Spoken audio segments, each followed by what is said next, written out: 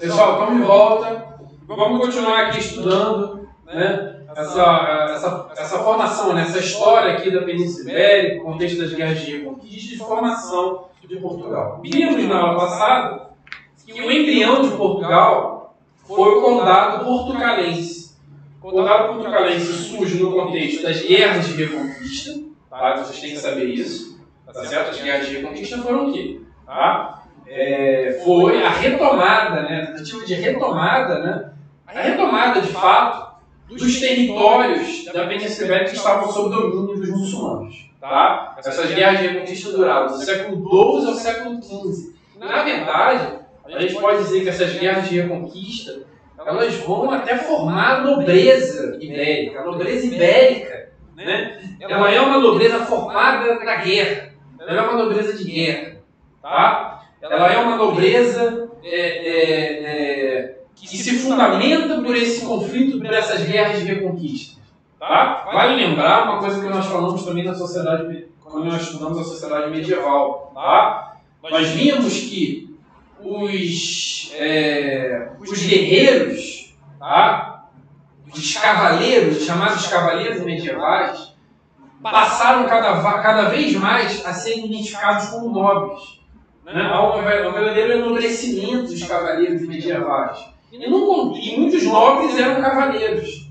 Tá? E nesse contexto de guerras de reconquistas, como nós estamos observando aqui na Península Ibérica, isso fica muito claro. Tá? Muitos nobres se constituíram enquanto nobres exatamente por conta dessas guerras de reconquistas que duraram séculos nessa história da Península Ibérica. Tá? Então vimos isso, que o Condado Portucalense ele se estrutura dentro desse contexto das guerras de reconquista. E também vimos que o Condado Portucalense, tá, ele se insere no quadro das relações feudo-vassálicas. Ele foi uma doação, né, de terras, digamos assim, de terras do rei de Castela, tá, aos nobres mais guerreiros. Aos nobres mais guerreiros daquela região. Tá?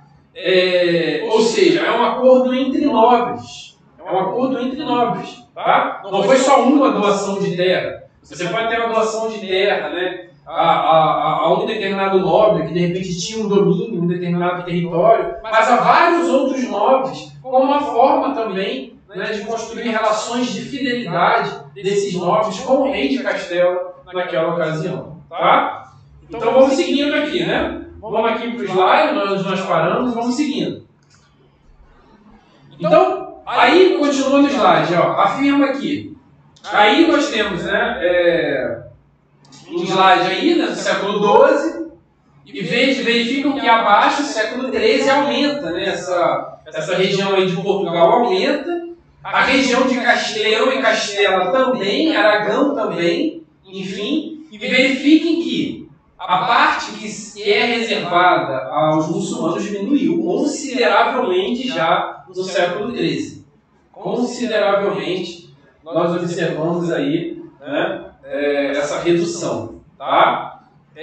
Até que, né, em 1492, o Reino de Granada, né, vai ser o último bastião muçulmano existente na Península Ibérica. Tá? Ali acima afirma também que Portugal foi o estado mais precoce do continente europeu. Tá? Então, Portugal seria o primeiro país, o primeiro reino, né, a de fato se constituir, né, num estado moderno. Tá? E isso explicaria em alguns aspectos, tá? Não somente isso, mas isso explicaria em alguns aspectos a sua facilidade, né, ou o seu pioneirismo, né, da atividade de conquista da expansão marítima, como nós vimos, né, em 1415, quando de fato se inicia esse processo de expansão marítima. Tá? Ali, né, fala por que a Espanha, apesar dos reinos também terem certas forças, né, não terem se constituído ainda como um Estado moderno, consolidado, como foi o caso de Portugal, Tá? Portugal faria essa consolidação já em 1385 com a dinastia de Avis, tá certo? Então aqui explica, ó, maior presença árabe na região, tá? Mesmo quando Leão e Castela, né, conquistaram determinados territórios em outras regiões, tomando ali, diminuindo a região de domínio muçulmano, mas os muçulmanos, os árabes, continuaram na região, tá?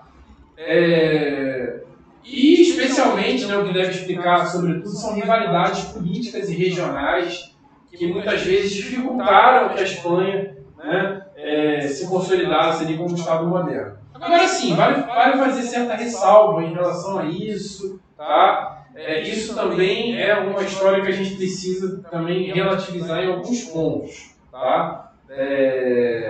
Porque mesmo quando a Espanha, de fato, né, vai se constituir como um Estado moderno, na verdade, vários reinos existentes ali na Península Ibérica, vários reinos que constituíram aquilo que posteriormente se chamou, né, a Espanha, tá? Eles ainda possuíam grande autonomia, tá? Como, por exemplo, o reino de Aragão. Tá? Aragão e Castela, por exemplo, vão se unir, que é a união, né, da Isabel de Castela com Fernando de Aragão, que são chamados reis católicos, reis esses que foram procurados, né, por Cristóvão Colombo para que financiasse a empreitada dele. Tá? Apesar de se constituírem ali, né, como um Estado, eles eram reinos muitas vezes independentes. Tá? Então vamos continuar. Nós estamos vendo aqui a constituição dessa Península Ibérica, desses reinos, tanto de Portugal quanto da Espanha. Aqui então explica, né, uma questão um pouco clássica que também vem sendo reavaliada pelos historiadores. A gente coloca aqui porque é importante, tá? Mas vale ressaltar que isso também vem sendo bastante reavaliado, que seriam as causas do pioneirismo português. O pioneirismo português em relação aqui, a essa expansão marítima. O fato de Portugal ter sido reino capaz, né, de iniciar essa expansão marítima com a conquista de Ceuta em 1415. Tá? Então tá aí, a Revolução de Avis em 1385, que teria permitido que Portugal se centralizasse politicamente, fosse o primeiro Estado moderno europeu. Tá? Estudo náutico realizado na Escola de Sagres. Isso aqui merece mais ressalva ainda, porque você tinha estudos náuticos em outros lugares também, né? Enfim, claro que ali o estudo náutico da Escola de Sagres é importante. Tá? Apoio da burguesia lisboeta. Nós vimos como os burgueses, né, os ditos burgueses, que ainda não se constituem como uma classe social, mas aqueles habitantes dos burgos, mercadores e artesãos, né, muitas vezes endinheirados, né? Nós vimos que esses burgueses apoiaram a dinastia de Avis para se constituir no poder. Então você passa a ter acordos entre os reis da dinastia de Avis, né, os nobres de Aves, de Avis, com esses mercadores e artesãos, né, que vão ganhando também importância nesse contexto citadino, nesse contexto urbano em Portugal. Tá? A localização geográfica também não chega a ser de fato uma explicação. É evidente que, né, o fato de Portugal estar ali, né, enfim, passando ali, né, tendo ali um grande rio navegável, que é o Rio Tejo, um rio enorme. A margem do Rio Tejo é enorme, né? Importantíssimo, né? Muitas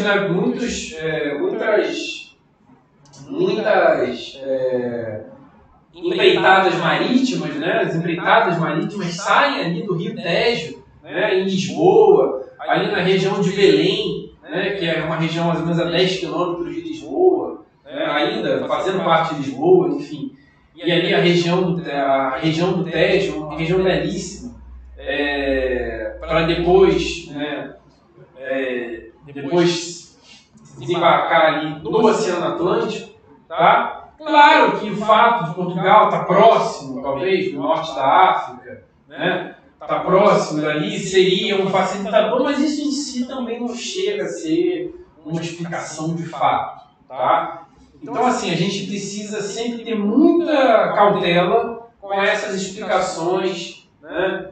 Porque também parece pressupor, né, que estaria no DNA de Portugal fazer a expansão marítima. Estaria no DNA de Portugal, né, mobilizar todo o processo de expansão marítima como fez, e não tem nada disso. Né? A história não é. A gente não pode, depois que aconteceu, tentar explicar a história como se fosse acontecer de fato da forma como aconteceu.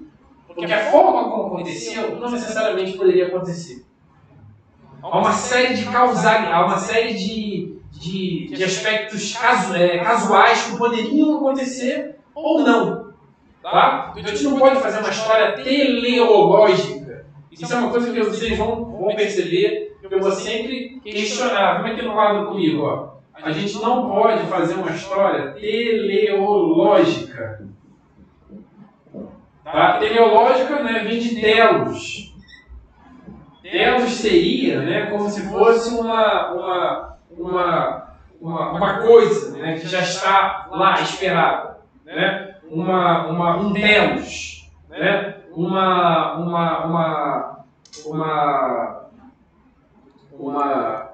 Uma coisa que já estaria dada.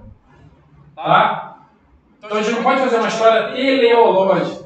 Então, se tem um acontecimento aqui, vamos supor, nós estamos aqui em 2022. Aí nós estamos estudando um acontecimento, sei lá, em 1600. Aí nós, olhando aqui para 2022, a gente pega esse acontecimento de 1600 e tenta explicar isso aqui, buscando todas as causas, tá, anteriores a 1600, para dizer que, sei lá, algo que aconteceu em 1300, algo que aconteceu em 1350, algo que aconteceu em 1400, necessariamente fosse desencadear isso aqui. Vocês estão entendendo? Tem muita gente, tem muito professor também que faz uma história teleológica sem perceber. Como se necessariamente o que aconteceu aqui, o que aconteceu aqui, o que aconteceu aqui, fosse desencadear isso aqui. Isso é uma história teleológica. A gente não pode fazer uma história teleológica. Nada garante que aconteceu aqui, fosse desencadear isso aqui. É evidente que, enquanto historiadores, nós vamos tentar compreender se um fenômeno aconteceu aqui, nós vamos tentar compreender o porquê que isso aconteceu.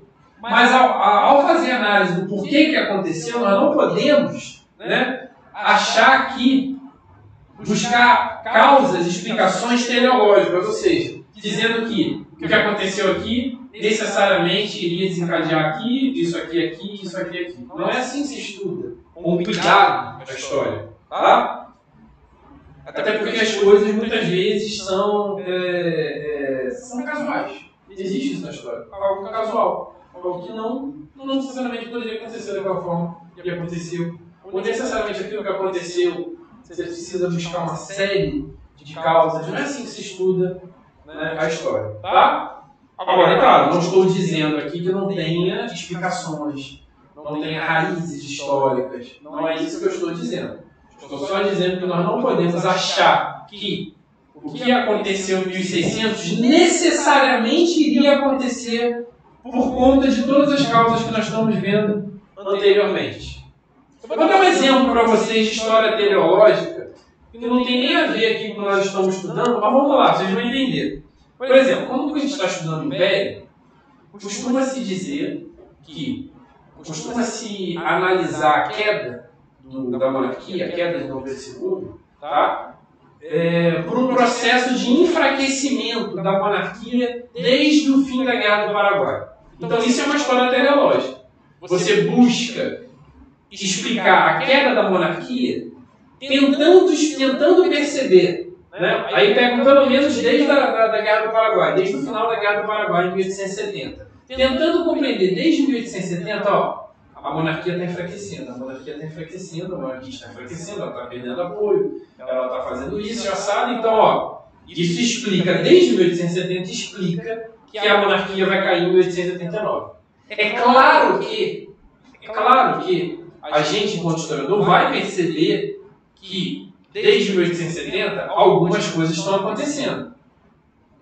Claro que a monarquia pode perder um apoio ali, mas não é isso que explica a queda da monarquia. Inclusive, a monarquia poderia não ter caído. Inclusive, nós poderíamos ter um terceiro reinado. Então, a gente não pode fazer uma história teleológica tentando buscar causas que vão necessariamente explicar aquele acontecimento. Vamos explicar aquele acontecimento como um acontecimento necessário dentro do quadro cronológico. Não é assim, tá? Vamos buscar causas? Vamos. Vamos buscar explicações? Vamos. Mas não colocar essas explicações, essas causas, como uma consequência, né? Como um efeito necessário daquilo que está querendo ser analisado, tá? Então, enfim. Então, isso daqui vale para compreender essa questão aqui portuguesa, tá? Essas causas, elas explicam alguma coisa? Explicam. Mas tem que ser feito determinadas ressalvas. Então, vamos lá, vamos seguindo aqui no slide, tá? A gente estava aqui analisando, então, né, essas causas que explicariam esse pioneirismo português e fizemos essa digressão aí, né, acerca da história teleológica, apenas para a gente ter um olhar mais apurado, né, dessas historicidades. Tá? Enfim, aqui a gente verifica, né,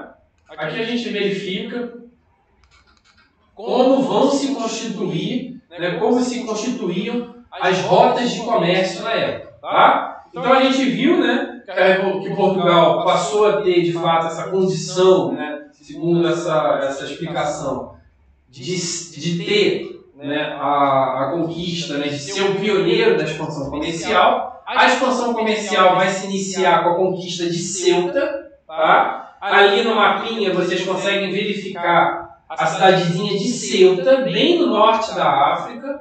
Tá? Veja aqui aí no slide seguinte, ó, foi uma empresa cruzadística de expansão territorial, domínio de comércio e expansão da fé católica.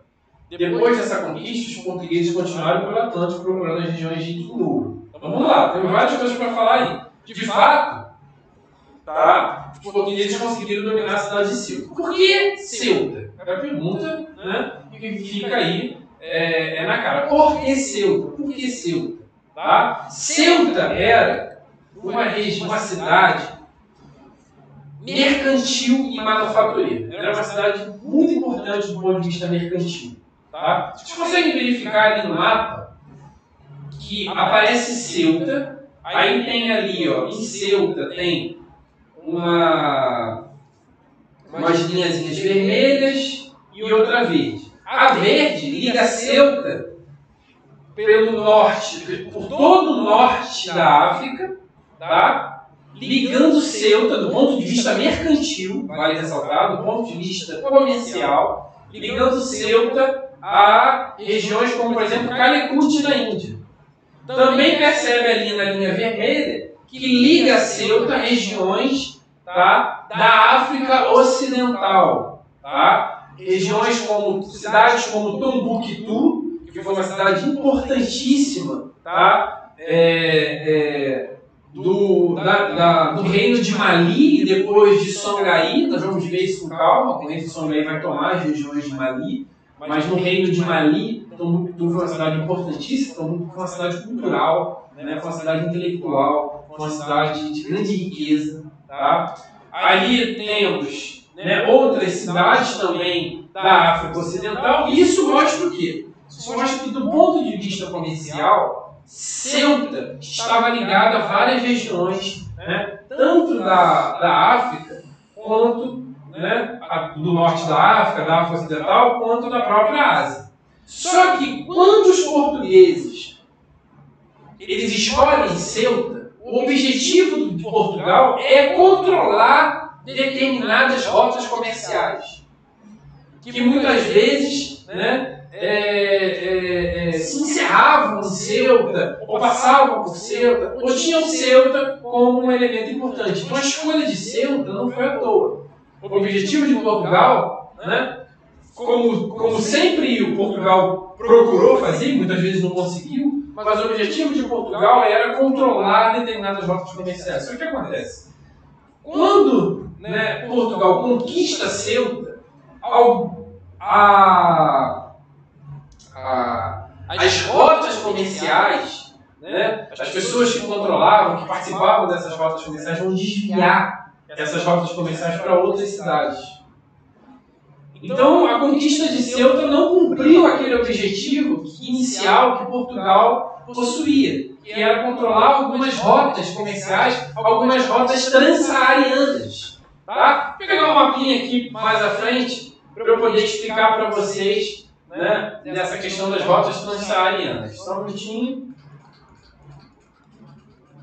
Vejam só, vamos ver aqui um mapa aqui que está mais à frente, mas, né, que fica aqui legal. Aqui nesse mapinha aqui, um mapa físico do continente africano, um mapinha, né, clássico, vocês têm a região do Saara, tá? Sahel, né? E ali, né, abaixo do Sahel, a África subsaariana. Tá? Nessa região aqui do Saara, existiam várias rotas comerciais. Tá? Rotas comerciais, enfim, mobilizada por homens nômades, né? Várias cáfilas, né, que estavam envolvidas nesse comércio, enfim, várias rotas comerciais. Aqui mostra um pouco, né, essas principais rotas transsaarianas, por isso transsaarianas, ó, né, que ligam uma ponta à outra, tá, do Saara. Tá? Então,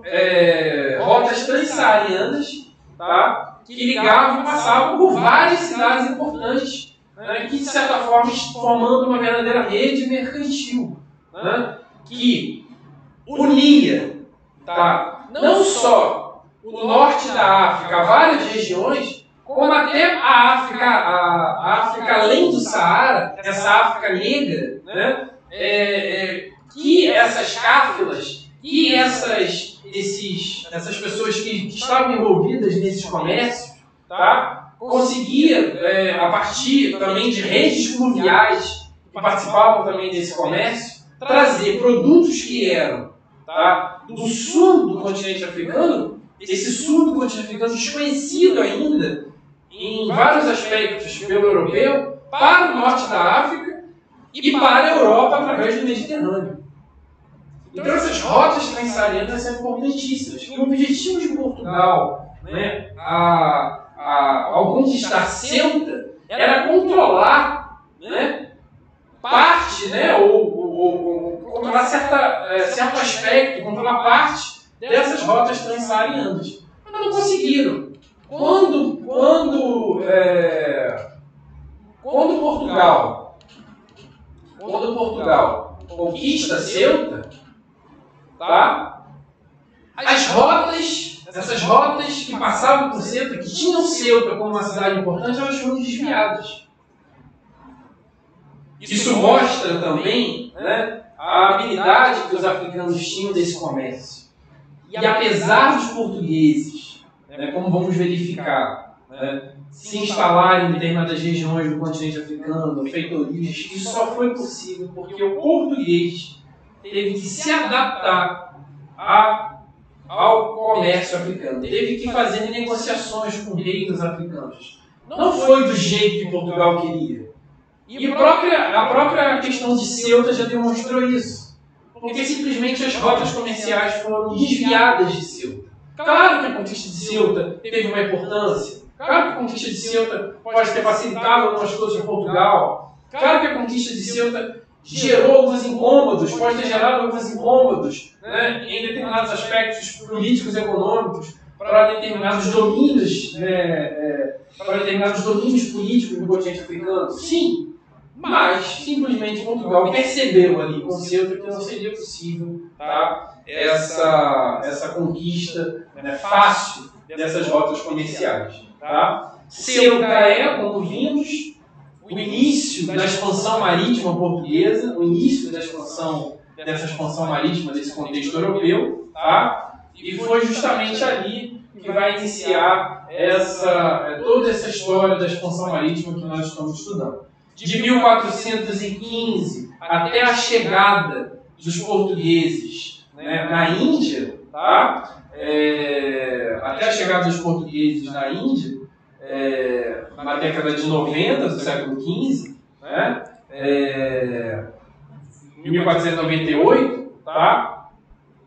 Os portugueses foram estabelecendo relações na costa africana, na costa atlântica do continente africano, tá? E fazendo vários acordos, várias negociações para poder estabelecer o comércio, porque se não fizessem esses acordos, se não fizessem essas negociações, não conseguiriam de fato estabelecer qualquer tipo de comércio no continente africano, tá certo? Então nós vamos na próxima aula, né, exatamente discutir, exatamente compreender essa formação, né, desse mundo atlântico, essa formação dessas relações de Portugal no continente africano. Tá bom? Um abraço, até a próxima.